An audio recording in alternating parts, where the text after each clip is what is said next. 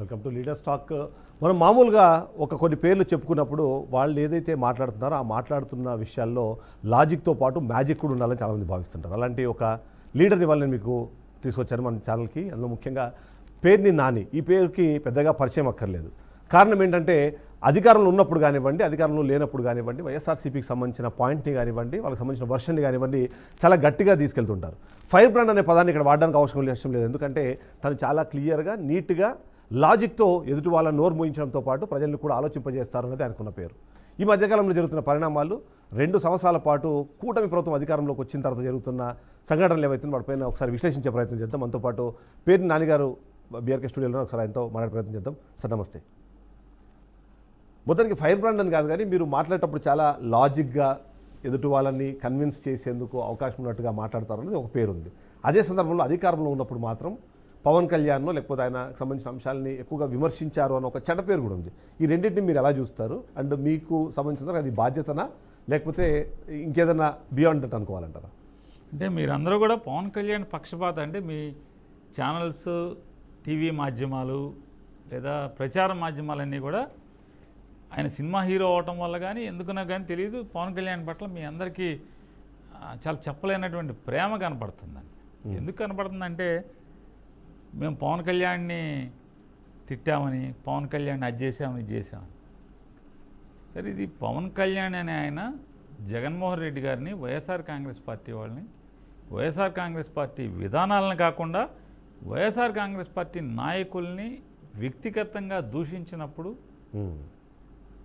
Counter మాట్లాడతాం. నేను ఎక్కడన్నా మీ ఇష్టం 2019లో నా మంత్రి అయ్యాను.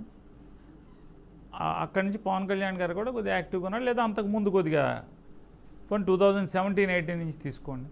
అప్పటి నుంచి ఇప్పటిదాకా పవన్ కళ్యాణ్ గారి గురించి నేను ఎక్కడ అసభ్యంగా మాట్లాడాను? నేనేం తిట్టాను? లేదు.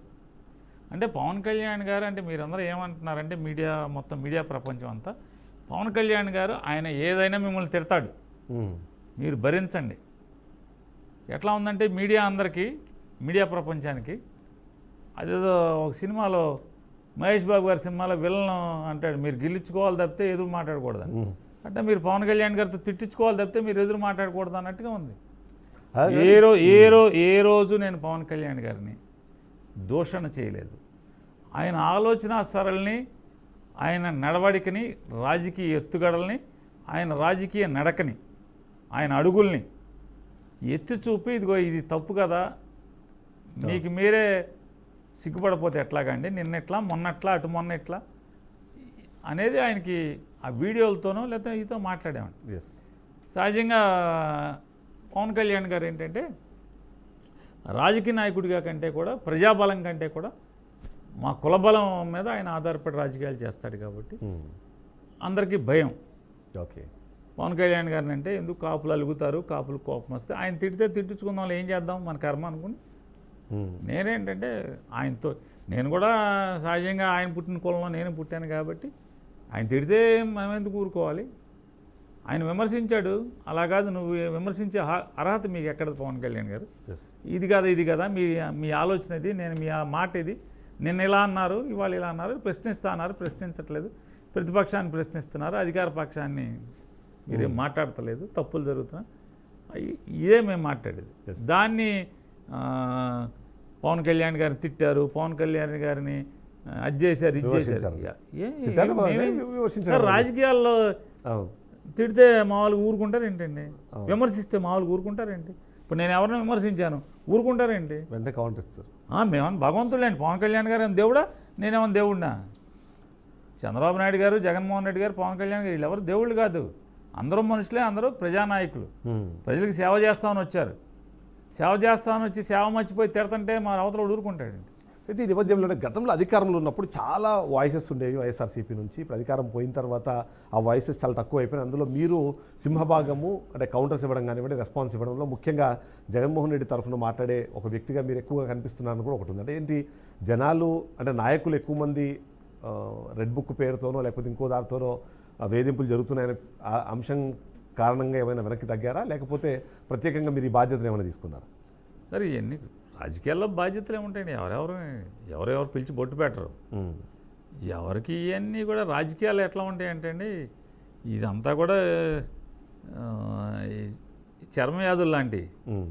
ఎంత గోక్కుంటే అంత అంతే. ఈ వ్యాధి ఎంత ముదిరిందా అనేది అంతే. Yes. జాలిం లోషన్ ఎంత అవసరం పడిందనే దాన్ని బట్టి తప్పితే అదేముండదు. మీరు అట్లా చేసుకుంటే 2019 నుంచి 2022-23 దాకా అసలు తెలుగుదేశం పార్టీలో ఏ నాయకుడు ఆఖరికి చంద్రబాబు నాయుడుతో సహా ఎవరున్నారు? హైదరాబాద్లో ఉండేవాళ్ళు, వచ్చేవాళ్ళు కాదు కదా. అసలు లోకల్ బాడీ ఎలక్షన్సే మేము పోటీ చేయమని చెప్పి ఎత్తేసారు. ఆ స్థితి కాదు కదా వైఎస్ఆర్ కాంగ్రెస్ పార్టీది. వైఎస్ఆర్ కాంగ్రెస్ పార్టీలో ప్రతి జిల్లాలో మాకు ఉన్న 26 జిల్లాల్లో 26 జిల్లా అధ్యక్షులు ఉన్నారు. అందరూ గట్టిగా మాట్లాడుతున్నారు. రీజనల్ కోఆర్డినేటర్ ఉన్నారు. మాకు నెట్వర్క్ ఉంది. ప్రతి ఒక్కళ్ళు మాట్లాడుతున్నారు.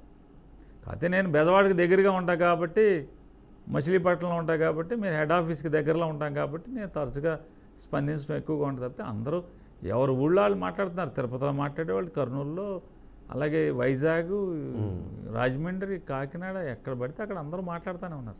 ఎవరు తగ్గిన వాళ్ళు ఎవరు లేడు. సో అయితే ఈ నేపథ్యంలో అంటే మీరు అన్నట్టుగా 151 నుంచి 11కు రాగానే అందరూ ఢీలా పడిపోతారు అంటున్నారు. మీరు అన్నట్టుగా అది వాస్తవం. టీడీపీ పార్టీ దాదాపుగా 3 ఏళ్ల పాటు, అందులో ముఖ్యంగా అమరావతికి సంబంధించిన అంశం బయటకు వచ్చేంత వరకు కూడా వాళ్ళు ఒక నిద్రావణ అవస్థలో ఉన్నారు. ఆ తర్వాతనే వాళ్ళు పైకి లేచారు, లేకపోతే ఆ తర్వాత జరిగిన ఘటనలు. కానీ వైసీపీ కనీసం ఒక సంవత్సర కాలం కూడా ప్రభుత్వానికి అవకాశం ఇవ్వకుండా 6 నెలల్లోనో 3 నెలల్లోనో వెంటనే బయటకు వచ్చేశారు అన్నది ఒక పాయింట్. అంటే అధికారాన్ని లేకుండా ఉండడం అన్నదాన్ని జీర్ణించుకోలేకపోయారు, అది కారణంగానే బయటకు వచ్చి మాట్లాడారని కూడా ఒక విమర్శ వినిపిస్తుంది. ఏమంటారు దానికి? లేదు సార్, మీరు అట్లా ఎందుకు చూస్తారు? అసలు వాళ్ళు ఎక్కిన కానించి తప్పులు చేయడం స్టార్ట్ చేశారనేది ఎందుకు మీరు ఆలోచించట్లేదు? మేము తప్పులు చేయడానికి 3 ఏళ్ళు పట్టిందేమో, వాళ్ళు ఎక్కిన తెల్లారి నుంచే తప్పులు చేస్తున్నారు కాబట్టి వచ్చాం బయటికి. కార్యకర్తల్ని వెంటాడి వేటాడటం, భౌతికంగా తుదముట్టించటం, నడి రోడ్డు మీద వీడియోలు తీస్తూ మీడియాని పిలిచి నరకటం, ఆస్తులు ధ్వంసం చేయటం, తగలపెట్టడం, లూటీ చేయటం. మరి ఇటన్నీ చేస్తున్నప్పుడు ఒక ప్రభుత్వం, ఎన్నిక కాబడినటువంటి ఒక రాజకీయ పార్టీ ప్రభుత్వం పోలీసులను అడ్డం పెట్టుకుని, పోలీసుల్ని ఒక ఫెన్స్ లాగా పెట్టుకుని, రక్షణ కవచం లాగా పెట్టుకుని దాడులు చేస్తున్నప్పుడు, భౌతికంగా మనుషుల్ని తొదముట్టిస్తున్నప్పుడు మేం చేయాలి? రైట్. తిరగబడటం తప్పితే తిరగబడ్డాం అంతే చేసింది. మేము ఈ రకంగా తిరగబడేలాగా చేసింది మా తిరుగుబాటు ధోరణికి ఓడిపోయిన 11 సీట్లతో 175కి 11 సీట్లు మాత్రమే వచ్చి తిరగబడుతున్నది. కానీ దానికి కారణం చంద్రబాబు నాయుడు ప్రభుత్వం ఒక పోకడల మూలంగానే. అంతేగాని ఇందులో మాదే, ఈ క్రెడిట్ మాది కాదనుకుంటాను, చంద్రబాబు నాయుడు గారిదే. ఓకే. సో అమరావతి అన్నది ఎప్పుడూ ఒక డిస్కషన్ పాయింట్. అందులో ముఖ్యంగా వైసీపీ ఓటమికి కారణాలను ఒక టాప్ 5 రాస్తే అందులో అమరావతి పేరు వస్తుంటుంది. విపక్షంలోకి వచ్చిన తర్వాత కూడా అమరావతి మీద ఇంకా మీరు కుట్రలు పన్నుతున్నారు. అమరావతి అంటే కట్టడం పూర్తి కాకూడదు, దాని నిర్మాణాలు పూర్తి కాకూడదు అనే ఆలోచన విధానంలోనే మీరు ముందుకు వెళ్తున్నారు అన్నది ఒక అంశాన్ని వైసీపీ టీడీపీ ప్రతిసారి స్ఫురించే ప్రయత్నం చేస్తుంటుంది. దాన్ని ఎలా చూడాలంటారు? ఎందుకు అమరావతి అంటే వైసీపీ ఎందుకు అలా ఆలోచన విధానంలో ఉంది అన్నది ఒక ప్రశ్న. అంటే నారా చంద్రబాబు నాయుడు గారు ఏదైతే అమరావతి అనే దాన్ని, లేదా ఆంధ్రప్రదేశ్ కొత్తగా అవిభాజ్య ఆంధ్రప్రదేశ్ రాష్ట్రంగా ఏర్పడినటువంటి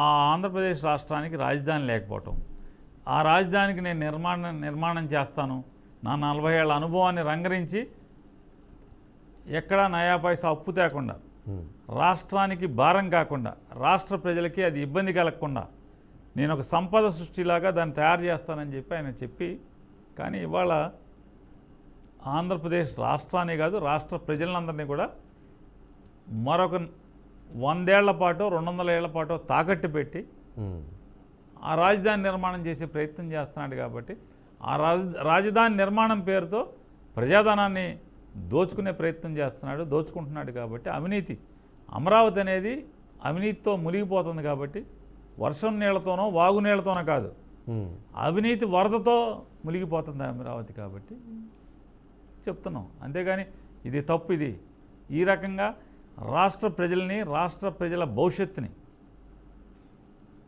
పాతరేసి రాజధాని అక్కర్లేదు మనకి. ఎక్కడైనా సరే ఏదైనా నగరం లేదా ఒక రాజధాని, ఒక రాష్ట్రం నిర్మాణం జరగాలంటే 5 ఏళ్లలోనో 10 ఏళ్లలోనో ప్రభుత్వం నిర్మిస్తే నిర్మాణం అయ్యేది కాదు అది. ఓకే. ప్రజలు నిర్మాణం చేసుకోవాలి. ఏం చేయాలి ప్రభుత్వం? ప్లానింగ్ చేయాలి అంతవరకే. సెక్రటరియట్, హైకోర్టు లేదా అసెంబ్లీ ఈ 3 నిర్మాణం చేసుకుని మిగతా జోనింగ్ చేసి మౌలిక సదుపాయాలు ఊరు పెరుగుతున్న కొద్దికి రాజధాని విస్తరిస్తున్న కొద్దికి ప్రజల నిర్మాణాలను చేపడుతున్న కొద్దికి ఎక్కడెక్కడ మౌలిక సదుపాయాలు అవసరం అలా వెళ్ళాలి. హైదరాబాద్ నగరం ఉంది, బెంగళూరు నగరం ఉంది, చెన్నై నగరం ఉంది. ఎన్నేళ్లలో మొత్తం అంతా ఒకేసారి రోడ్లు వేశారు ఎవరన్నా? ప్రజలు విస్తరిస్తే వెళ్తూ ఉంటుంది. పాత రోజుల్లో పంచాయతీలు ఉన్నది, అది మున్సిపాలిటీలో కార్పొరేషన్లోకి మెర్జర్ అవుతుంది, లేదా మున్సిపాలిటీ అవుతుంది, మున్సిపాలిటీ మెల్లగా మెర్జర్ అవుతుంది క్యాపిటల్ సిటీలోకి. అలా సంవత్సరాలు వెళ్ళాలి తప్పితే తెల్లారేపటికి నేను ఇదేమన్నా మంత్రదండమా లేకపోతే ఇదేమన్నా మైసభ అని నిర్మాణం చేయటానికి. కానీ నేను విజనరీని 97, 98లోనే 2020లో ఏం జరగాలన్న దాన్ని ముందుగానే 24లో 47 గురించి మాట్లాడుతున్నారు కాబట్టి కాచిదంబర్ గారు ఏదో అన్న సామెతగా ఉంటుంది, ఈయన సొమ్ము కాకపోతే ఎక్కడికైనా దేకమంటాడు ప్రజల్ని. ఆయనది వ్యాపారం హెరిటేజ్ కదండి. 1994-95లో ఆయన హెరిటేజ్ అనే వ్యాపారాన్ని మోహన్ బాబు గారిని ఇంకెవరినో 4-5 కలిపి ఆయన వ్యాపారం స్టార్ట్ చేశాడు. ఒక్కసారి ఆంధ్రప్రదేశ్ అంటే ఆంధ్ర తెలంగాణ కలిపి ఒక్కసారి ఎందుకని ఆయన డైరీలు పెట్టలేదు, చిల్లింగ్ సెంటర్లు పెట్టలేదు? ఒకసారి ఎందుకు పెట్టలేదు? చెన్నైలో ఒక్కొక్కసారి కర్ణాటక, తమిళనాడు, ఆంధ్ర, తెలంగాణ కలిపి ఒక్కసారి పెట్టాలి కదా, ఎందుకు పెట్టలేదు? మెల్లగా చిత్తూరులో పెట్టి అక్కడి నుంచి చిత్తూరు జిల్లా విస్తరించి చిత్తూరు జిల్లా మెల్లగా ఎందుకు వెళ్ళాడంటే ఈయన సొమ్ము, ఈయన అప్పులు తెస్తే ఈయన కట్టాలంటే మాత్రం మెల్లగా విస్తరించుకుంటూ వెళ్తాడు. జనం సొమ్ము అయితే మాత్రం విస్తలవిడిగా చేస్తాడు. ఎవడు చెప్పాడు? రాజధాని ఎవడు కట్టాడు? హైదరాబాద్ ఎవడన్నా కట్టాడు ఏంటండి? ప్రజలు కట్టుకున్నారు. ఎవరు కట్టారు? ఎంతమంది ముఖ్యమంత్రులు అయ్యారు, ఎంతమంది పాలకులు అయ్యారు, ఎన్ని ప్రభుత్వాలు అయినాయి? లేదా మీరు బెంగళూరు చూసుకోండి, లేదా మెడ్రాస్ చూసుకోండి, ఏదైనా అంతే కదా. కానీ విజన్ నాదే అంటున్నారు కదా మీరు. ఇక్కడ రింగ్ రోడ్డు వేసినా, అంతర్జాతీయ విమానాశ్రయం కట్టినా అంత విజన్ నాదే. అదేవిధంగానే అమరావతిని నేను ఒక 25 years ఫోర్కాస్ట్ చేస్తూ ఉన్నాను. దాన్ని ఇవాళ వైసీపీ అడ్డం పడుతుంది అనేది వాళ్ళు చెప్పే పాయింట్. సార్, నారా చంద్రబాబు నాయుడు గారు ఏంటంటే మాటలు చెప్పడంలో సిగ్గుపడకుండా ఆయనకు ఉన్నటువంటి విజయ రహస్యం ఏంటంటే ఏదైనా సరే ఒకటికి 100 సార్లు చెప్తే నిజమని ప్రజలు నమ్ముతారు. ఎవడు చేసినా నేనే చేశానంటే చంద్రబాబు కొన్నాళ్ళకి ఏమవుతుంది, చంద్రబాబు చేశాడు అంటారు. ఎప్పుడైనా ఆ రోజుల్లో ఇప్పుడు అవుటర్ రింగ్ రోడ్ వేసినప్పుడు లేని వాళ్ళు ఏమనుకుంటారు, నిజం చంద్రబాబు వేసాడు అనుకుంటారు. అవుటర్ రింగ్ రోడ్ ఎవరు? ల్యాండ్ ఎక్విజిషన్ ఎవరు? ఆ రోజు ల్యాండ్ ఎక్విజిషన్ చేయకముందేమో ఆంధ్రజ్యోతి ఈనాడులో పుంకానుగా రాస్తారు. మురళీమోహన్ స్టేట్మెంట్ ఇస్తాడు, నా పొలంలోంచి మార్కింగ్ పెట్టాడు రాజశేఖర రెడ్డి, నా ఆస్తుల నుంచి తీసుకెళ్తున్నాడు, దుర్మార్గుడు, అది ఇది అని చెప్పిన. అంటే మరి చంద్రబాబు నాయుడు వేస్తే రాజశేఖర రెడ్డిని దుర్మార్గుడని తిడతాం ఏంటి? నా పొలాల్లోంచి వెళ్ళారంటే రామోజీరావు గారు ఎంత తతంగం చేశాడు. నా రామోజీ ఫిల్మ్ సిటీ మీద పెట్టాడు Rajasekhara Reddy outer ring road, అక్కడ ట్రంపెట్ వస్తుందంట, అది ఎంత రచ్చ చేశాడు, పేపర్లు ఐటెంలు రాశాడు. మరి Chandrababu Naidu outer ring road వేస్తే ఈయనెవరు?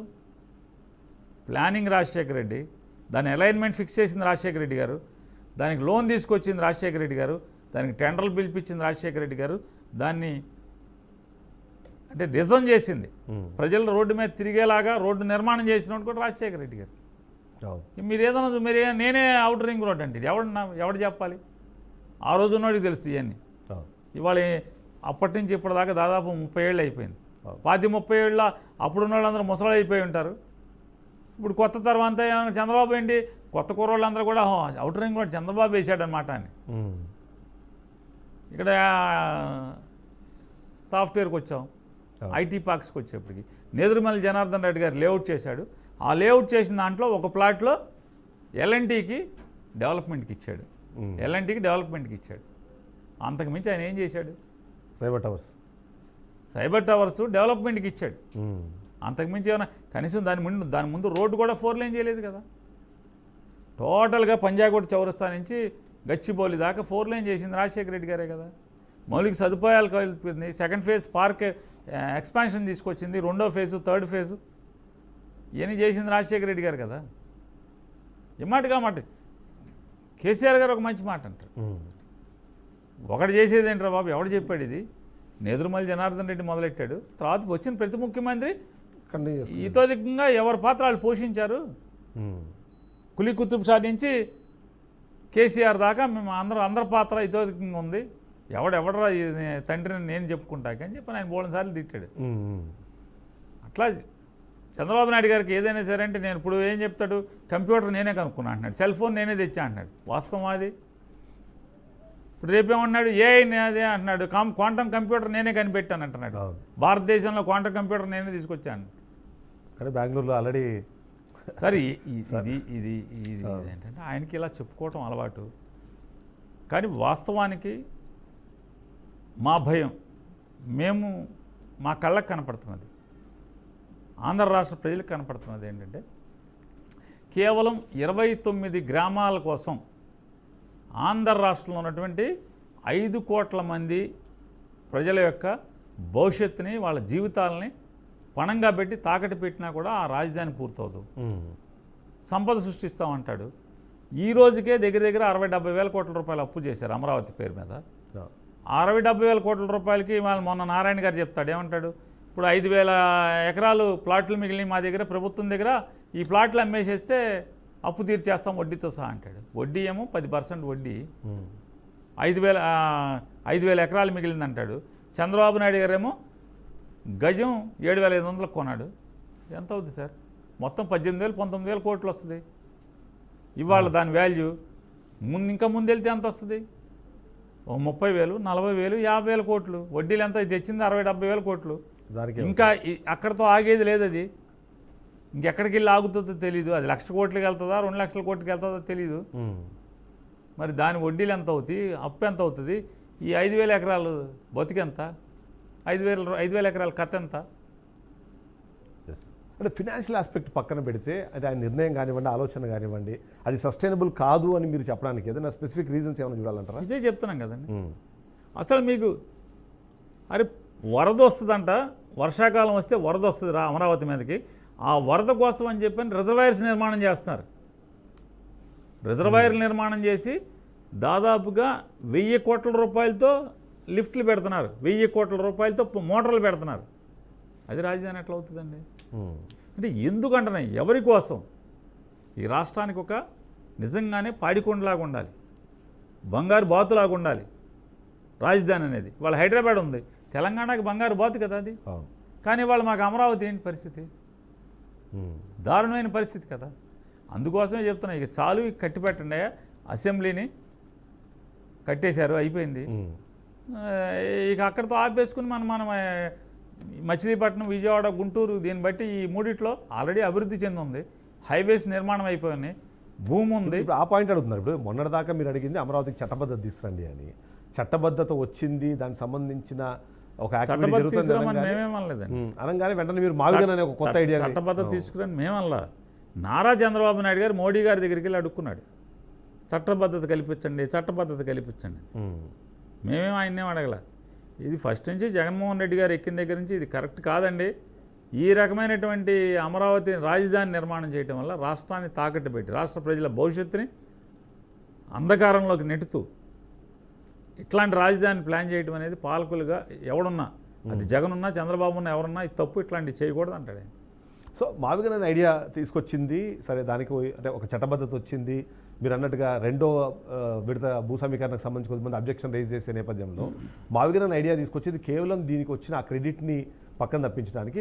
మీలాంటి వాళ్ళు పర్సనల్గా ఏంటంటే మచిలీపట్నం దాంట్లో ఉంది కాబట్టి సో మాకు కూడా ఒక రకంగా అడ్వాంటేజ్ ఉంటుంది కదా, దీన్ని ఇంకాస్త ప్రమోట్ చేస్తే బెటర్ అనే ఉద్దేశంతో కూడా వెళ్తున్నాను. పొరపాటు పడతారు. మచిలీపట్నం పేరు ఇప్పుడు వైజాగ్లో అయితే రూపాయి ఖర్చు పెట్టుకోకుండా వైజాగ్ అన్నాం. ఇప్పుడు మేము మచిలీపట్నంలో ఉన్నాగా, నేను వేరే ఊళ్ళో లేను కదా, అయితే విశాఖపట్నం, అనకాపల్లిలో లేను కదా నేను. అప్పుడు కూడా దాన్ని సమర్థించాం కదా. ఏం చెప్పాము, మా నాయకుడు మాకు చెప్పింది, నయా పైసా అప్పు లేకుండా, నయా పైసా ఖర్చు లేకుండా వైజాగ్లో కనుక సెక్రటరియట్ పెట్టి పరిపాలన అక్కడి నుంచి సాగించి అసెంబ్లీ మొత్తం విజయవాడ, అమరావతి ప్రాంతంలో అసెంబ్లీని నడుపుకుని, ఏదైతే మనం ఇన్నాళ్ళు అసమానతలు ఉండకూడదని మనం అంటున్నాము, కర్ణాటక రాయలసీమకు కూడా అక్కడికి ఆ ప్రాంతానికి రాయలసీమ ప్రాంతంలో కనుక మనం హైకోర్టు పెడితే కనుక అన్ని ప్రాంతాలని సమపాళలో మనం చూసుకున్నట్టు అవుతుంది, ప్రాముఖ్యతనిచ్చినట్టు అవుతుంది. ఎవరిలో కూడా అసంతృప్తి కానీ లేదా మాకు అన్యాయం జరిగింది అనే భావన రాకుండా ఉంటుందని చెప్పి ఆలోచన చేసాం ఆ రోజు. హైకోర్టులు అడ్డుకున్నాయి, సుప్రీంకోర్టులు అడ్డుకున్నాయి, ఫైట్ చేసాం. 5 ఏళ్ళు మాకు న్యాయస్థానంలో పోరాటమే సరిపోయింది రాజధాని మీద. సరే అయిపోయింది, మా గవర్నమెంట్ పోయింది, చంద్రబాబు నాయుడు గారి గవర్నమెంట్ వచ్చింది. చంద్రబాబు నాయుడు గారి గవర్నమెంట్ వచ్చిన తర్వాత ఏం చెప్పాడు ఆయన? సంపద సృష్టిస్తా, 90 పైసా అప్పు తేనని చెప్పాడు. ఇప్పటికి ఎంత అప్పు తెచ్చాడు? ఆల్మోస్ట్ మనం చూస్తున్నాం కదా, 50,000 కోట్లు అయిపోయింది. ఊరికే అద్దాలకి చూడండి అసలు ఎంత సోకులు చేస్తాడు. బిల్డింగ్ ఎలివేషన్కి, సెక్రటరేట్ బిల్డింగ్ ఎలివేషన్కి 2,500 కోట్ల ఎలివేషన్కి ఇచ్చేటువంటి అద్దాలకి 2,500 కోట్లు అండి. దుర్మార్గం కదా అది. అదే మీ ఇంటికి మీ అవుతారా? చంద్రబాబు నాయుడు గారి ఇల్లు సంవత్సరంలో కట్టేసుకుంటున్నాడు. ఓకే, రాజధాని మాత్రం ఇప్పుడు 10 ఏళ్ళైనా 15 ఏళ్ళైనా అవ్వదు. కనీసం నారా చంద్రబాబు నాయుడు గారు రాజధాని అని మాట్లాడతాడు. అమరావతికి జగన్మోహన్ రెడ్డి గారు వేసినటువంటి ఆ వెస్టర్న్ బైపాస్ లేకపోతే దారి తెన్నులు కూడా లేదు అమరావతికి. దారి లేదండి. జగన్ గారు వచ్చి 2019లో గెలిచిన తర్వాత కనీసం వాళ్ళు ఉన్న కరకట్ట రోడ్డుని వెడల్పు చేశాడు. కారు తప్పుకునే పరిస్థితి వచ్చింది. ఇదివరకు కారు తప్పుకునే పరిస్థితి లేక అది ఓన్లీ చంద్రబాబు నాయుడు గారి కారు, జడ్జి గారి కారు తప్పితే, హైకోర్టు జడ్జీలు తప్పితే ఎవరు అటే పెళ్తాకి లేదు. అందరూ ఉండవల్లి పెనుమాక మెంచి సచివాలయంలోకి రావాలి. ఆయన 5 ఏళ్ళు అట్లా నడిపాడు. వాళ్ళకి దాన్ని వెడల్పు చేయలే. సీడ్ యాక్సెస్ రోడ్డు అంటాడు, ఇంతవరకు కంప్లీట్ అవ్వలేదు. బిల్డింగ్లు అయిపోతున్నాయి అంటాడు. మీరు ఒకసారి చూడండి, 5,500 కోట్ల రూపాయలు మొబిలైజేషన్ అడ్వాన్స్ ఇచ్చాడండి. 5,500 కోట్ల మొబిలైజేషన్ అడ్వాన్స్ దేనికోసం? చంద్రబాబు నాయుడు గారి చేతిలో ఇంకొక 6 మాసాలు 2 స్పెల్స్ ఆఫ్ 6 months మాత్రమే టైం ఉంది ఆయన దగ్గర. సంవత్సరం టైం ఉంది అంతే. సంవత్సరం కూడా అటే స్పెల్ కూడా కాదు అది. అవును, రేపు జూన్లో వర్షాలు వస్తాయి, అవుట్ పని మొత్తం అందరూ బయటకు వచ్చేయటమే. మొత్తం అంతా కూడా కొండవీటి వాగు, వరద మొత్తం అంతా ఆగిపోద్ది పని. మళ్ళీ అక్టోబర్, నవంబర్కి వర్షాలు ఆగుతాయి మా దగ్గర కృష్ణా జిల్లాలో, గుంటూరు జిల్లాలో. అక్కడి నుంచి నీళ్లు తోడాలి. నీళ్లు తోడటం అయిన తర్వాత తుమ్మ చెట్లు నరకాలి. ఇదంతా అయ్యేప్పటికి డిసెంబర్ అయిపోద్ది. జనవరి నుంచి మే దాకా ఒక 5 నెలల పాటు. మళ్ళీ జూన్ రాగానే మళ్ళీ వస్తుంది. అంటే ఏంటి? 2026 డిసెంబరో లేకపోతే 27 జనవరి నుంచి 27 మే దాకా, మళ్ళీ 28 జనవరి నుంచి 28 మే దాకా అయిపోయింది. 2-6 నెలలు అయిపోయింది. నెక్స్ట్ సంవత్సరం ఎలక్షన్. ఇంకా రాజధాని ఏముంటుంది? ఇక అమరావతి సచివాలయం కడతాకి లేదా మళ్ళీ 2వ అసెంబ్లీకి పర్మనెంట్ అంటే మొన్నదాకా తాత్కాలికం. ఇప్పుడు పర్మనెంట్ సచివాలయం, పర్మనెంట్ అసెంబ్లీ, పర్మనెంట్ హైకోర్టు కడతాకి ఇంతవరకు అవ్వలేదు. ఇవాళ నారాయణ గారు మేము ప్రెస్ మీట్ పెట్టామని వాళ్ళు చెప్తున్నాడు. ఇవాళ అడావిడికి వెళ్ళి పొద్దున్న ఏంటంటే తొందరలోనే మేము GIDకి అప్పచెప్పేస్తాం, అది అప్పచెప్తాం, ఇది అప్పచెప్తాం అంటే. చంద్రబాబు నాయుడు గారు ఏం స్టేట్మెంట్ ఇచ్చాడు? మొన్న 2028కి అప్పచెప్తామని చెప్పాడు. 2028కి సచివాలయాన్ని ఓపెన్ చేస్తామని చెప్పాడు. మోడీ గారిని తీసుకొచ్చి ఓపెన్ చేస్తాడు. ఇవాళ నారాయణ గారు అంటాడు మేము GIDకి మొత్తం అప్పచెప్పేస్తామని చెప్తున్నాడు. ఎప్పుడంట? తొందరలోనే అప్పచెప్పేస్తామంటున్నాడు. తొందర అంటే ఎప్పుడు? అంటే ఇది మోసం కాదా అని అడుగుతున్నాను నేను. కానీ 29 ఎన్నికలు గెలవాలంటే మేబీ అది మంచి అదే ప్రచారాస్త్రంగా మారు. 2029 ఎలక్షన్స్కి నారా చంద్రబాబు నాయుడు గారికి అమరావతి శాపంగా మారిపోతే అప్పుడు అడగండి మీరు. ఓకే, కానీ మీరు అన్నట్టు మావిగన్ అన్నది ఒక బెస్ట్ ఆప్షన్ మీరు అంటున్నారు. రాష్ట్రంలో దాని మీద రియాక్షన్స్ చూసినప్పుడు వైసీపీ సెలెక్టెడ్ పీపుల్ తప్ప మిగిలిన వాళ్ళు ఎవరు దాని గురించి మాట్లాడలేదు. మీరు చెప్తున్నట్టుగా 1,00,000 కోట్లు అంటున్నారు, గత 5 ఏళ్ల నుంచి అదే మాట మాట్లాడుతున్నారు. 1,00,000 కాదు, 2 లక్షల కోట్లు. ఇప్పుడు 2 లక్షలు పెరిగింది. చంద్రబాబు నాయుడు గారు నీతి ఆయోగ్కి అలాగే వరల్డ్ బ్యాంక్కి ఆయన ఇచ్చినటువంటి ఎస్టిమేట్స్ ఏదైతే అయ్యే చెప్తున్నాం మేము. ఇన్ఫ్రాస్ట్రక్చర్కే వినండి. ఇప్పుడు 50,000 కోట్లు, 60,000 కోట్లు, 70,000 కోట్లు ఓన్లీ బిల్డింగ్లకి. ఏది? Secretariat, assembly, high court, governor Raj Bhavan, వీటికి మాత్రమే ఇప్పుడు 60,000-70,000 కోట్లు. ఓన్లీ ఇన్ఫ్రాస్ట్రక్చర్కి 2 లక్షల కోట్లు కావాలనేది ఎస్టిమేషన్. మొత్తం ప్లాట్లు ఇవ్వాలి కదా. ప్లాట్లు రిటర్నబుల్ ప్లాట్స్ అంటున్నాం కదా. రైతులకు ఇచ్చిన పొలాలకు ప్లాట్లు ఇవ్వాలి కదా. ఆ ప్లాట్లకి అన్ని రోడ్లు వేయాలి కదా. కానీ ఇప్పుడు లేటెస్ట్ ఏదో నిన్న ఒక స్టేట్మెంట్ ఇచ్చారు మీరు, 2వ భూ సమీకరణకు వ్యతిరేకంగా రైతులు పోరాటం చేయబోతున్నారు. దానికి జగన్మోహన్ రెడ్డి ఇప్పటికే రైతులు ఎదురు తిరిగారు. ఏమైనా ఫస్ట్ పేసోడికి ఇంతవరకు ప్లాట్లు దిక్కులేదు, మా దగ్గరికి వస్తారంటే ముందు ఆడికి ఇవ్వండి అని చెప్తున్నారు. బలవంతంగా ఎవరైతే రైతులు అంగీకరించట్లేదో అంగీకరించిన రైతులకి భూములన్నింటినీ కూడా 22A నిషేధిత జాబితాలో పెడుతున్నారు. ఓకే. మీరు ఫైట్ చేయండి, మీరేం ధైర్యంగా ఉండండి, ఏమి చేయగలిగేది లేదు. 2029లో జగన్మోహన్ రెడ్డి గారు గెలిచి వస్తాడు. మీ 22A ఉన్న సెకండ్ ఫేజ్లో ఉన్నటువంటి నిషేధిత జాబితాలో పెట్టిన అన్నింటినీ కూడా తొలగించి మీ పొలాలు మీకు అప్పచెప్తారని చెప్పాను. అదే చెప్పాను, మా పాలసీ అదే. తప్పు కదా, రైతులను ఏడిపిస్తే తప్పు కదా. మొదట ఫస్ట్ ఫేజ్ వాళ్ళనే ఇంతవరకు ఏడుపు. సార్, రైతు కంట్లో కన్నీరు భూమి మీద పడినటువంటి ఏ రాష్ట్రం, ఏ ప్రభుత్వం చల్లగా బతికే మనే పరిస్థితి లేదండి. సార్, మన జాలది అదండి. కానీ 24 ఇవాళ మొదటే పెనుమాక రైతులు కానీ లేదా ఫస్ట్ ఫేజ్ రైతులు కానీ కళ్ళమ్మటి నీళ్ళు వస్తున్నాయి, ఆ భూమి మీద పడుతుంది. ఏదైతే వీళ్ళు అమరావతి అమరావతి అని పేరు చెప్తున్నా 29 గ్రామాల రైతులు కళ్ళమ్మ నీళ్లు నేల మీద పడుతున్నాయి. ఓకే. కానీ వాళ్ళకి మీరు ఏం భరోసా ఇవ్వగలుగుతారు? మీరు వస్తేనేమో అమరావతిని ఆపేస్తాం అంటున్నారు, వాళ్ళేమో బాధపడుతున్నారు. ఆ బాధలో ఇంకొక వర్షన్ ఏంటంటే వాళ్ళు బాధ పెడుతున్నది ఎవరు? వాళ్ళని బాధ పెడుతున్నది ఎవరు? ఆబ్వియస్లీ చంద్రబాబు నాయుడు గారే కదా. ఇంతవరకు ప్లాట్లు ఇవ్వలేదు, వాళ్ళనేమో ఊరూరో తిప్పాడు. వాళ్ళ శ్రీమతి గారిని తీసుకెళ్ళి 2 గాజులు, నాకేం వాచి లేదు ఉంగరాలు లేవంటాడు, ఆవిడతో 2 గాజులు ఇప్పించా అన్నాడు, మీరు ఉద్యమం చేయండి అన్నాడు, ఊరూరు తిప్పాడు. ఆ ఉద్యమానికి నాయకత్వం వహించినాడు ఎవడైతే మైకుల్లో మాట్లాడినాడు, టీవీల్లో మాట్లాడిన వాళ్ళకేమో తలకు పదవి ఇచ్చాడు, ఎవడు మాట్లాడు. ఇప్పుడు అక్కడ ఎవడు కనపడ్డాడు? ఉద్యమం అప్పుడు పెద్దవాడు అక్కడికి వెళ్ళారు. ఇవాళ రైతులు ఏడుస్తుంటే ఒక్కడు వెళ్ళడు, రైతులు బాధపడుతుంటే ఒక్కడు వెళ్ళడు, రైతుల సమస్యలను తీర్చడానికి ఒక్కడు వెళ్ళడు. అందరూ ఎవడికాడు, ఒకడు ఎమ్మెల్సీ అంటాడు, ఒకడు కార్పొరేషన్ చైర్మన్ అంటాడు, ఇంకో కార్పొరేషన్ చైర్మన్, ఒకళ్ళు ఎమ్మెల్యే అంటారు, ఎవడు లేడు. అంటే వీళ్ళ పదవుల కోసం ఉద్యమాలు చేశారు. ఓకే. ఎవరైతే నాయకత్వం వహించారు వీళ్ళందరూ కూడా డాక్టర్లు, యాక్టర్లు. ఆ రోజు డాక్టర్లు అనుకున్నాయి, వాళ్ళందరూ యాక్టర్లు అని వాళ్ళు అర్థమైంది రైతులకి అందరికీ. ఇవాళ దుర్మార్గం జరుగుతుంది, అవినీతి జరుగుతుంది. చంద్రబాబు నాయుడు గారికి కావాల్సిన వాళ్ళందరికీనేమో ప్రైమ్ ప్లేస్లో ప్లాట్లు ఉంటాయా? ఓకే. ఎక్కడి నుంచి వస్తాయి వీళ్ళకి ప్రైమ్ ప్లేస్లో ప్లాట్లు? లాటరీ తీస్తేనే వీళ్ళేమన్నా అదృష్టి జాతం, జేబులో వీళ్ళకి అదృష్టి దేవత ఉందేంటి? వీళ్ళకి అందరికీ ప్రైమ్ ప్లాట్లు వస్తాయా? ఓకే. ఇంతవరకు రైతులకు ప్లాట్లు ఎక్కడో తెలియదు ఎవరికి. చంద్రబాబు నాయుడు గారి తాలూకాకి, బినామీలకి, ఆయనతో వంది మాగదులకి, ఆయనకి పైరువీలు చేసే వాళ్ళకి మాత్రం అద్భుతంగా ప్రైమ్ సెక్రటరేట్ దగ్గర, హైకోర్టు దగ్గర, లేకపోతే అసెంబ్లీ దగ్గర మాత్రం ప్లాట్లు వస్తాయి. ఓకే. సో ఇప్పుడు మీరు అన్నట్టుగా అమరావతికి సంబంధించిన డిస్కషన్తో పాటు మోదీ మొన్న హైదరాబాద్కి వచ్చారు. వచ్చినప్పుడు పవన్ కళ్యాణ్ బాబు హెల్త్ బాగాలేదు, ఆయన మాట్లాడడానికి ఇంటికి వెళ్ళి వచ్చారు. ఆ తర్వాత పక్కనే ఉన్నారు కాబట్టి చంద్రబాబు నాయుడు ఇంటికి వెళ్ళారు. కానీ మీరేమో వెంటనే మన రాష్ట్ర ముఖ్యమంత్రిని వేరే రాష్ట్రంలో కలవడం ఏంటని చెప్పి ఆరోపణలు చేశారు. ఆరోపణ, విమర్శ, అది నిజమే. కానీ మీరు కళ్ళ కట్టినట్టు చెప్తున్నాం. ఆంధ్రప్రదేశ్ రాష్ట్ర ముఖ్యమంత్రి, ఆంధ్రప్రదేశ్ ఐటీ శాఖ మంత్రి, డిఫాక్టో చీఫ్ మినిస్టర్, అలాగే ఆంధ్రప్రదేశ్ ఉప ముఖ్యమంత్రి, వాళ్ళ ముగ్గురిని చూడటానికి, వాళ్ళ ముగ్గురింట్లో టీ తాగటాకో, పలకరిస్తాకో, లేకపోతే వాళ్ళ పరపతి పెంచటాకో, వీళ్ళంత పోటుగాళ్ళు అని చెప్పటాకో ప్రధానమంత్రి గారు వాళ్ళ ఇంటికి వచ్చాడు. ఎక్కడొచ్చాడు? ఆ రాష్ట్రంలో రాలేదు. అంటే వీళ్ళు ఈ రాష్ట్రానికి నాన్ లోకల్ అనేది చెప్పాను. తప్పేం మాట్లాడాను? విమర్శ ఎట్ట అవుతుంది అది? చెప్పండి, విమర్శ ఏంటంటే? విమర్శ అంటే వాళ్ళు ఇక్కడ ఉన్నారు, హెల్త్ బాగాలేదు ఇంట్లో. ఎవరికండి? పవన్ కళ్యాణ్ గారికి హెల్త్ బాగున్నప్పుడు అక్కడే ఉన్నాడా? కాదు సార్, హెల్త్ బాగున్నప్పుడు అక్కడే ఉన్నాడా అంటున్నా. ఓకే.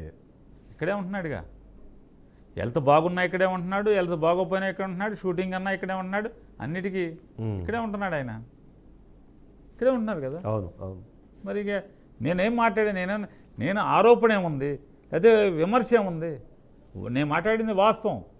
తమరు వాస్తవాన్ని కూడా మీరు అంగీకరించట్లా. మీరు న్యూట్రల్గా ఉండాల్సిన వాళ్ళు కూడా. అంటే నేను వాస్తవమే కదా మాట్లాడింది. వాస్తవం కాదనట్లేదు, కానీ పాపం హెల్త్ బాగాలేకుంటే కూడా ఇక్కడ వచ్చినప్పుడు ముఖ్యమంత్రి వచ్చారు, కలిశారు, దాన్ని ఆ యాంగిల్లో చూడకుండా మీరు అదే అక్కడ దాన్ని కూడా అదే అంటే హెల్త్ బాగాలేదు, పాపం హెల్త్ బాగాలేదు, సైనస్ ఆపరేషన్ చేయించుకున్నారు. సైనస్ ఆపరేషన్ సార్, మీ దాంట్లో ఏమన్నా డాక్టర్ గారు ఉంటే అడగండి.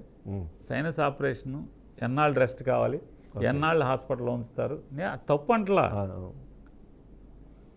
అంటలా, రెస్ట్ తీసుకుని 2 నెలలు కాదు 6 నెలలు తీసుకోండి, దాని గురించి ఏం లేదు. కాకపోతే మీరు ఆంధ్ర రాష్ట్రంలో ఉండాలి కదా. మరి ఆంధ్ర రాష్ట్రంలో వాళ్ళకి రోగాలు వస్తే ఎక్కడ ఉండాలి, ఎక్కడ వైద్యం చేసుకోవాలి? 5 కోట్ల మంది ప్రజలు కదా. మీరు 100 చెప్తున్నారు కదా, అంటే మీరు ఆంధ్రాలో గవర్నమెంట్ హాస్పిటల్లో ఏం చేయించుకోరా? అంటే ఆంధ్రాలో వైద్యం లేదనే కదా. ఇప్పుడు టోటల్గా మనకి ఏమర్థమైంది? ఆంధ్రప్రదేశ్ రాష్ట్రంలో మంత్రులకి, ఉప ముఖ్యమంత్రులకి, ముఖ్యమంత్రులకి వైద్యం చేయించుకునేంత స్తోమత, అంటే ఆ సరిపడా హాస్పిటల్స్, నాణ్యమైన హాస్పిటల్స్ కానీ మనుషుల్ని బతికిచ్చే హాస్పిటల్స్ ఆంధ్రప్రదేశ్లో లేవని వీళ్ళు చెప్తున్నారు కదా. ఓకే. నేనేం తప్పు మాట్లాడాను? అదేలేండి. మీరు బాగు చేయాలి కదా, అటువంటి హాస్పిటల్ లేవంటే బాగు చేయాలి కదా. బాగు చేయకుండా మీరు ఇక్కడికి వచ్చి వైద్యం సైనస్కి ఇక్కడేంటి? మరి మిగతా ఆంధ్ర రాష్ట్రంలో వచ్చిన సైనస్ వచ్చిన వాళ్ళందరికీ అక్కడ చేయించుకోవట్లేదు ఎవరు? మీకు బాధ్యతలు ఉన్నాయి కదా, మీరు అపోజిషన్ లీడర్ కాదు కదా. మీకు ప్రజలేం బాధ్యత లేకుండా జగన్మోహన్ రెడ్డి గారి లాగా ప్రతిపక్ష నాయకుడి పాత్ర కూడా అంటే అది కూడా ఏమన్నట్టుగా ఏం లేదు కదా. ఉప ముఖ్యమంత్రి, ముఖ్యమంత్రి మీరు మమ్మల్ని ఉద్ధరించమని 175 సీట్లకి 164 సీట్లు ఇచ్చారు కదా మీకు. మరి ఇక్కడ ఉండటం ఏంటి? ఇక్కడ వైద్యం ఏంటి? సో విజయవాడలో ఉంది కదా పెద్ద పెద్ద హాస్పిటల్, గుంటూరులో ఉన్నాయి కదా హాస్పిటల్స్.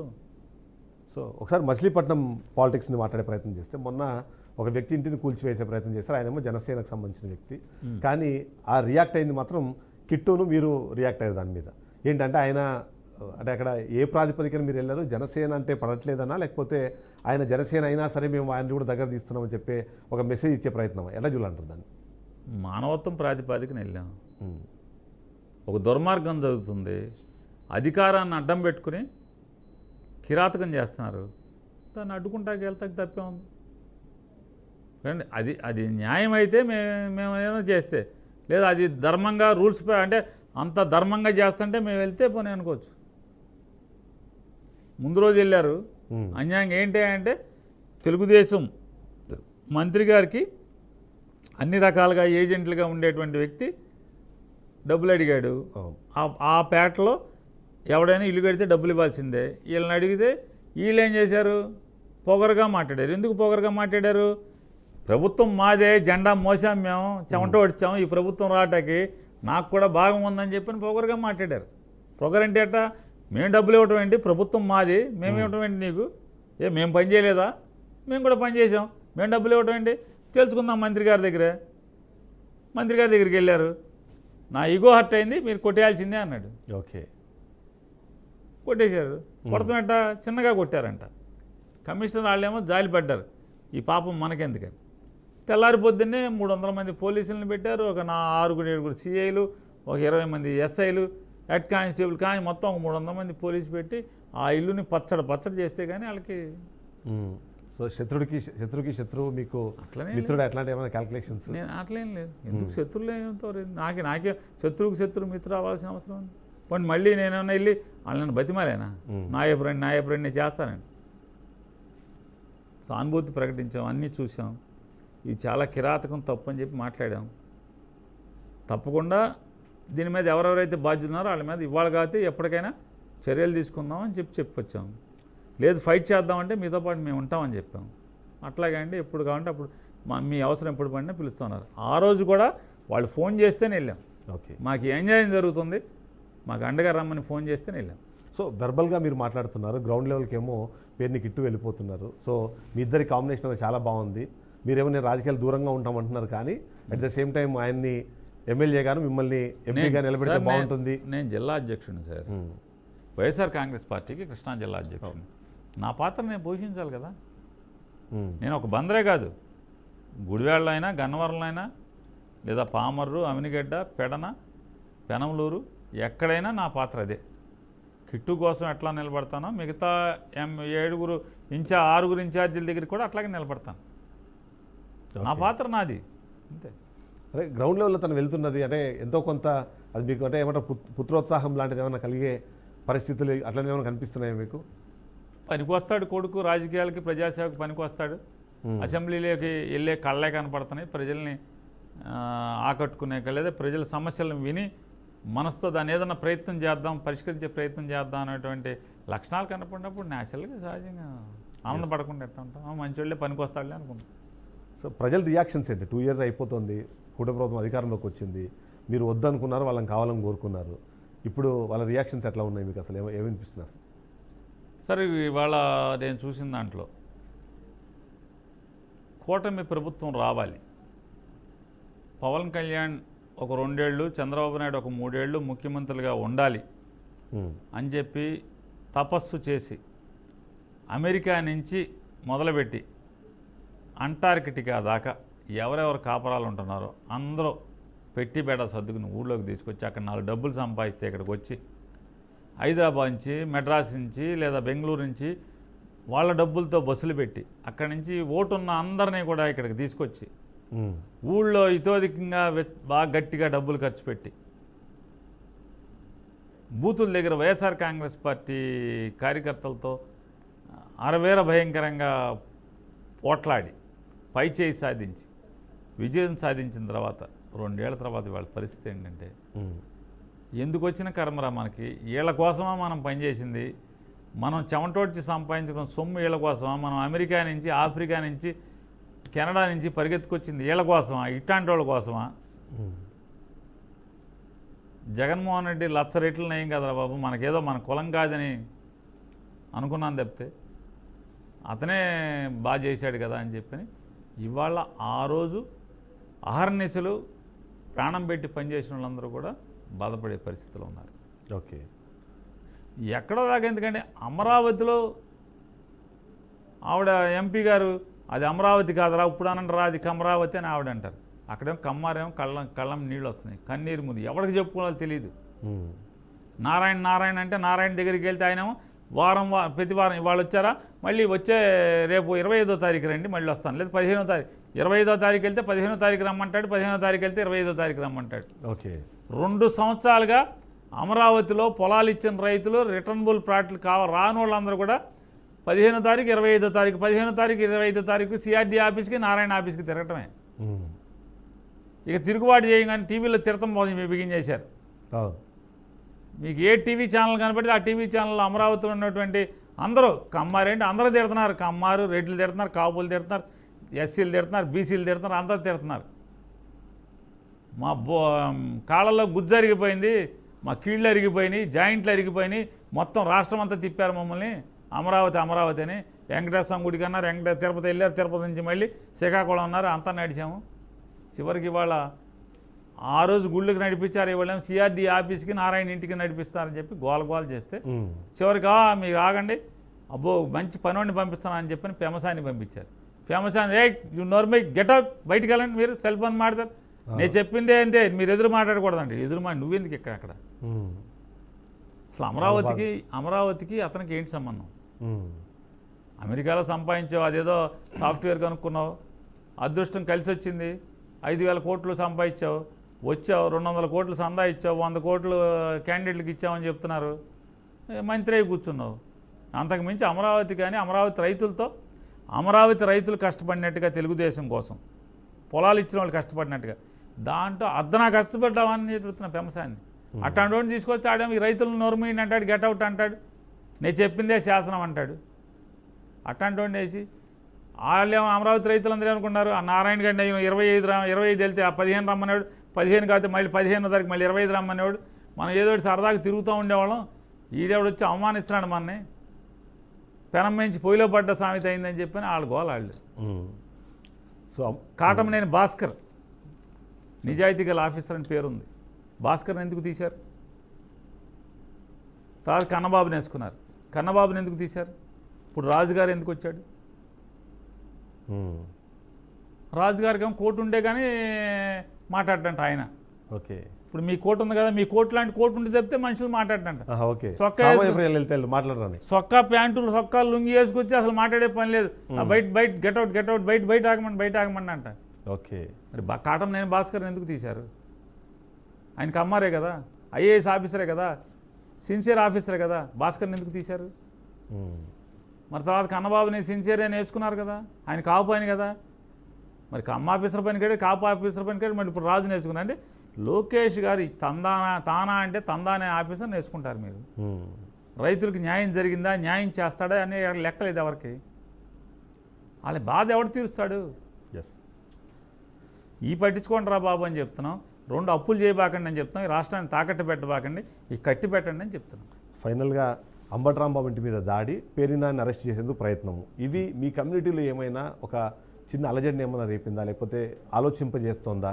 డిప్యూటీ సీఎంగా ఉంటారు, మన కులపోళ్ళు కాబట్టి ఏదో అంటే మన కమ్యూనిటీ కూడా మంచి జరుగుతుందని భావించిన వాళ్ళు, ఆయనకు అధికారం ఉంటుందని భావించిన వాళ్ళు, అది జరగలేదన్న అసంతృప్తితో పాటు మీ మీద జరుగుతున్న దాడులు, వీటంటే బట్ ఏమన్నా కమ్యూనిటీ ఏమన్నా చీలికి కనిపిస్తుందంటారా, ఏమన్నా కథలు కనిపిస్తుందంటారా? అంటే కాపులకి అంటే పవన్ కళ్యాణ్ గారు ఏం చెప్పారంటే రెడ్ల రాజ్యాన్ని చూసాం, కమ్మ రాజ్యాన్ని చూసాం, మన కాపులకి ఎందుకు రాదు, మన కులభావం ఎందుకు ఉండకూడదు, మనకు కూడా రాజ్యం కావాలి, మనం కూడా ముఖ్యమంత్రి, మీరు నా వెనకాల ఉండండి, ముఖ్యమంత్రి అవుదామని చెప్పాడు. అందరూ నిజమే అనుకుని నిలబడ్డారు. 2014లో ఇట్లాగే కాపులను బీసీ చేస్తానని నారా చంద్రబాబు నాయుడు గారు, పవన్ కళ్యాణ్ గారు చెప్పారు. సున్నం మూశారు. ఇప్పుడు ముఖ్యమంత్రి వేస్తా ఉన్నారు, మళ్ళీ సున్నం మూశారు. 14లో ఒకసారి, 24లో ఒకసారి, 2 సార్లు సున్నం మూశారు, పంగనామాలు పెట్టారు. కాబట్టి కులం ఎలా ఉంటుంది అనేది మీరు రాబోయే రోజుల్లో తెర మీద చూస్తారు. కంగారే ముద్దరు అదే వాళ్ళు విడిపోవాలని బాగా ప్రయత్నం చేస్తున్నారు. కలిసి పోటీ చేయమంటున్నాం, విడిపోవాలని ఎవరు ప్రయత్నం చేస్తారు? మీరు కానీ జనరల్గా వాళ్ళిద్దరు విడిపోతే సార్ ఒక మాట అండి, విడిపోవాలి, అట్ట చేయాలి, ఇట్ట చేయాలనుకుంటే వాళ్ళు పవన్ కళ్యాణ్తో మేమే పెట్టుకుంటాం ఒప్పందం. అదేం విడిపోవాలి కాదు. అందులో 2024 తర్వాత వాళ్ళు కలిసి ఉండగానే గెలవాలనేది వైఎస్ఆర్ కాంగ్రెస్ పార్టీలో గ్రామ స్థాయిలో ఉన్నటువంటి చిన్న కార్యకర్త కూడా ఇవాళ కోరుకునేది పవన్ కళ్యాణ్ గారు, అంటే జనసేన, చంద్రబాబు నాయుడు గారు ఇద్దరు కలిసి ఉండాలనే కోరుకుంటున్నారు. కలిసి ఉండగా ఓడించాలన్నది, కలిసి ఉండగా జగన్మోహన్ రెడ్డి ముఖ్యమంత్రి అవ్వాలని. రైట్. ఫైనల్గా ప్రజలకి ఏం చెప్తారు? ఈ పాయింట్తో కంక్లూడ్ చేద్దాం మనం. ఇంకో 3 years ఉన్నాయి ఎలక్షన్స్. సో ఏంటి వాళ్ళకి ఏం చెప్తారు?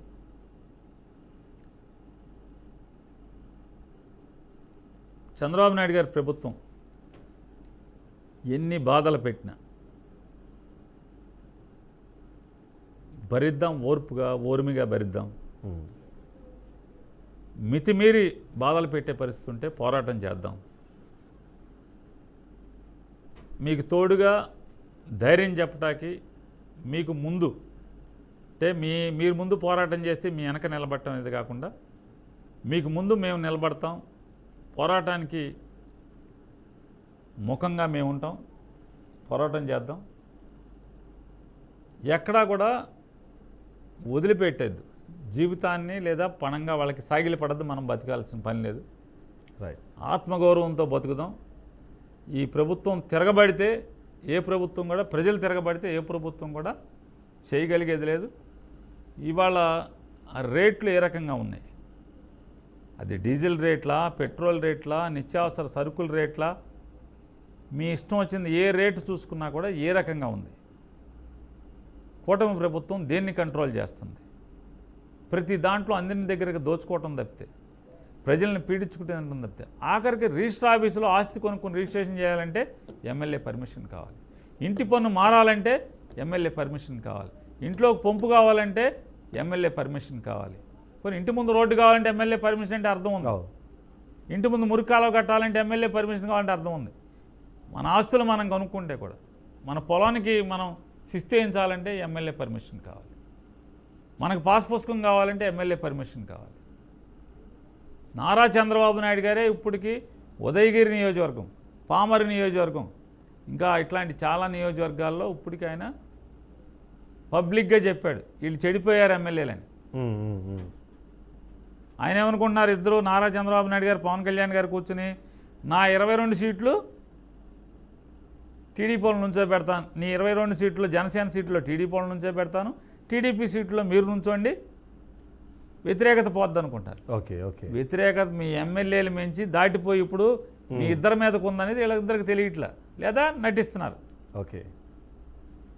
ఖచ్చితంగా ప్రజలు శిశుపాలుడు పాపాలు లెక్క పెట్టినట్టుగా రాబోయే రోజుల్ని రోజు ఎన్ని తప్పులు చేస్తున్నారో ప్రతి తప్పుని రోజులను లెక్క పెట్టారు. ఖచ్చితంగా క్వశ్చన్ ఒకటి ఉంది నాకు.